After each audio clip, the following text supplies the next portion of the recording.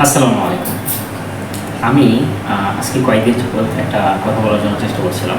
তো আজকেও একটা ভাই আমাকে একটা প্রশ্ন করল বা একটা প্রশ্ন ছুড়ে দিল যে বিপিন নূর কেন বিএনপির সাথে গেল বা এক আসনে সে বিএনপির সাথে মিশে গেছে। মানে এই প্রশ্নের জবাব কিন্তু দিতে দিতে মানে নির্বাচনের পর থেকে এই পর্যন্ত সবাই দিতেছে, কিন্তু তারপরে তারা এই ব্যাখ্যাটা শেষ করতে পারে না। 1996 সালে আওয়ামী লীগের সাথে জামাত সরকার একসাথে ছিল।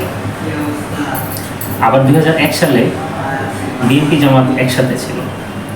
আবার 2008 পর থেকে বিভক্তি হয়ে দেখা গেছে যে আওয়ামী লীগ সরকার থাকার কারণে বিভিন্ন জন বিভিন্ন দিকে চলে গেছে। এখন জামাত আবার চলে গেছে এনসিপির সাথে। তাহলে 1996 থেকে বললাম, কারণ এর আগেরটা আমি বলবো না, কারণ ওই সময় হয়তো বা আমার বয়স আরও ছোটো, আমি বলতে পারেন, একটা প্রশ্ন করে দিতে পারেন।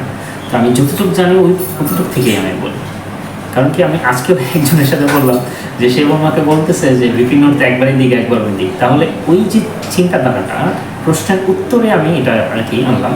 কারণ সবাই সবার সাথে দল পরিবর্তন করছে, জোট এর সাথে গেছে, তার সাথে গেছে, যার সাথে মিলছে সে তার সাথে গেছে। কিন্তু এই প্রশ্নটা আজও পর্যন্ত মানে মানুষের মাথায় ঢুকতেছে না, এরকম মনে হতেছে আর কি, নাকি বোঝে না এই বিষয়টা।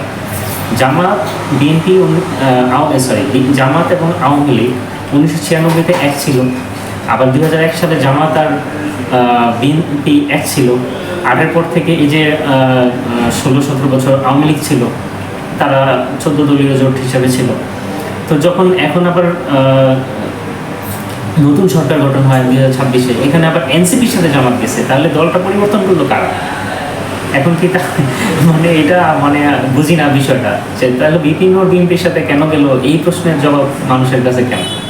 তা জামাতের সাথে যদি যায় নাই, তো ওইখানে তো তারা দল গঠন করছে, জোট করছে। তো আবার বিভিন্ন বিএনপির সাথে বিএনপিও বিভিন্ন দলগুলোকে একসাথে নিয়ে একটা জোট গঠন করছে, সবাই যার যার মতো জোট গঠন করছে। এটা তাদের সাথে মিল, তাদের কথা বা আলোচনার প্রেক্ষিতে হয়েছে যার যার জোট। কিন্তু প্রশ্নটা সবার একটাই থাকে, বিপিনুর কেন বিএনপির সাথে জোট করলো, মানে এই জিনিসটাই। কিন্তু তাহলে জামাত কেন এনসিপির সাথে জোট করলো, বা এনসিপি কেন জামাতের সাথে জোট করলো, এই প্রশ্নটা কেন আসে না? আশ্চর্য একটা বিষয়। নাকি এটাকে মানে একটা প্রশ্ন যে জাস্ট বিপিনুরই টার্গেট, আর কোনো টার্গেট আমাদের দরকার নেই? যাক, আল্লাহ তাআলা সবাইকে হেদায়েত দান করুন, আমিন।